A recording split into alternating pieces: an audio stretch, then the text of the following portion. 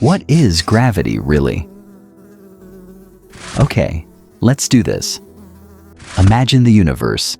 Now picture it filled with zillions of tiny cats. These aren't normal cats. They're super fluffy. And they love to cuddle. Each tiny cat has a little bit of fluffiness. This fluffiness makes other tiny cats want to snuggle close. If one kitty is by itself, it feels a soft pull from nearby kitties. The more kitties around, the stronger the urge to cuddle. A huge pile of tiny cats makes a crazy strong snuggle pull. But here's the thing. The cats aren't really grabbing each other. They're making the space around them cuddlier and curvier.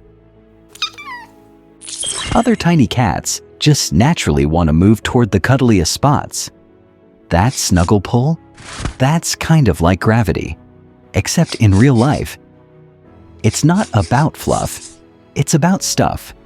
The more stuff something has, like a planet, the stronger its pull.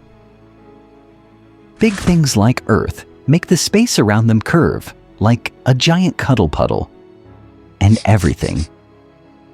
You, me, even tiny cats, just naturally roll toward the cozy curve.